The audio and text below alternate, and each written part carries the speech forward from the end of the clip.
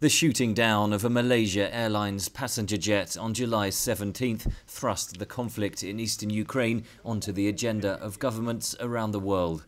In an interview with VOA, US Ambassador to Ukraine Henry Ridgwell says all evidence continues to suggest Russian-made weapons downed the plane.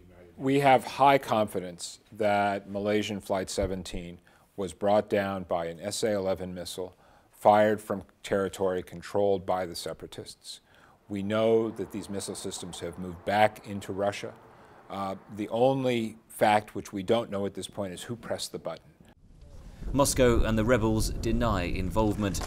The Russian-backed separatists have given investigators very limited access to the crash site.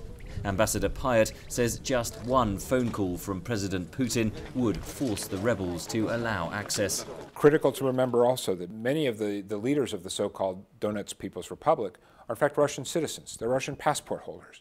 Several of them are Russian intelligence operatives.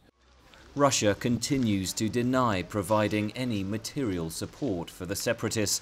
Ambassador Pyatt says the latest US intelligence paints a very different picture. Clearly a pattern of escalating behavior from Russia, concerned also about the persistence of these training camps in the Rostov region, the evidence that additional and more advanced weapon systems are being mobilized around these training camps, perhaps in preparation for being transferred into Ukraine.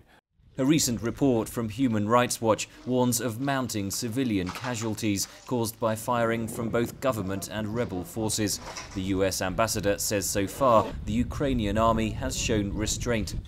We hope very much that President Poroshenko will stand by his commitment that there will be no urban offensives, there will be no urban warfare in Donetsk or any of the major cities of that oblast.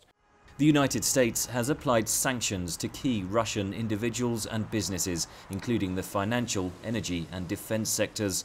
Ambassador Pyatt says it's vital that allies in Europe move in step.